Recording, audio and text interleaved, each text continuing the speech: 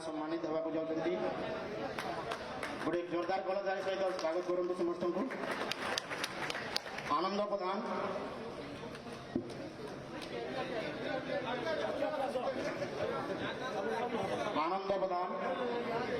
अन्य जन आम कृषक भाई जहाँ को आम सम्मानित करने को जाऊँ। उदिकर प्रधान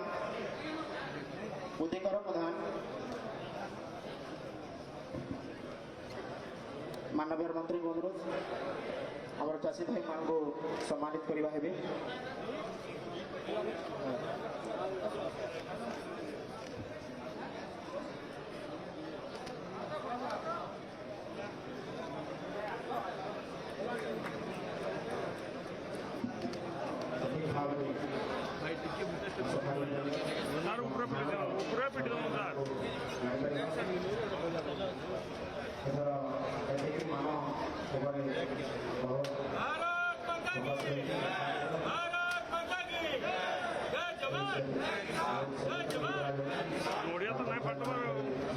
बरगढ़ रे आमर धान बिक्री आरंभ होइछि, धान किणा आरंभ होइछि, धान प्रोक्योरमेंट आरंभ होइछि।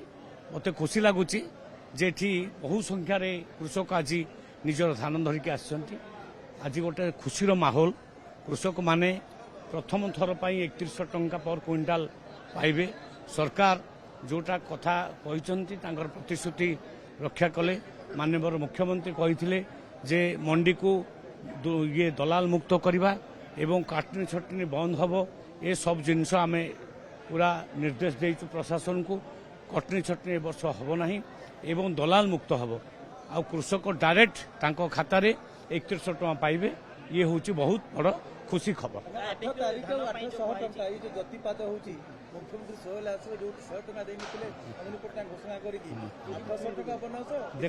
देखंतु आज्ञा गोटे सरकार 100 टंका दब बोली कहला 15 वर्ष भितर भी दे पारला नहीं, किंतु गोटे सरकार कहला 800 टंका अधिक देवी माने 3100 टंका दब एवं ता कथा रखिला एवं यही खरीफ ऋतु आरंभ हो गला।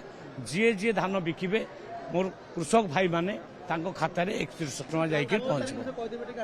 8 तारिख रे सोहेला रे बड़ कृषक सम्मेलन हबो। सेतरे माननीय मुख्यमंत्री आसीबे आउ 800 टंकाटा स्टार्टिंग करिवे रिलीज करिवे। सर एनालाइजर मशीन को नहीं चाषी के असंतोष रहउचंती। एनालाइजर मशीन को नहीं जो होउचंती चाषी को भितरे जो ताकर परिचालन रहिछि ताको मन रे असंतोष रहिछि केमती हेबो को मानो हेबो केमती जांच हेबो ताको नहीं कोन एफएक्यू मानो देखंतु जदी एफएक्यू मानो न आनिबा ताले केमिति धानटा निया जिवो आउ 3100 टका देई होबो कि। तेनु एफएक्यू मानर धान देले कृषक माने ए जो मिलर माने नेबे तांकर एटा कंडीशन। तेणु आमे सबू कृषक मानकु निवेदन करचु एफएक्यू मानर धान आनंतु। एफएक्यू मान माने सुखिला धान सेतरे काठी कुटाठू नेकरी विभिन्न आउ ये जिनस अलिया जिनस किछि नथिबो। ए तो देखंतु जोठी खोला मंडी नाही सेठी टेम्पररी व्यवस्था हबो। टेम्पररी शेड लगा जिवो। टेम्पररी सेठी लैट्रिन बाथरूम करा जिवो। टेम्पररी सेठी बसिबा पई चेयर फार रो व्यवस्था करा जिवो। पानी रो पीवा पानी रो व्यवस्था करा जिवो। किंतु कालक्रमे सेगुडा को आमे परमानेंट शेड करबा, परमानेंट घर करबा ए सब जिंस आमे कर दबो। लघुचाप पई आमे प्रत्येक जगह रे सफिशिएंट प्लास्टिक रखिछु। एकर पिछा इरिगेटेड जमी 19 केजी 19 क्विंटाल आउ नॉन इरिगेटेड 13 क्विंटाल।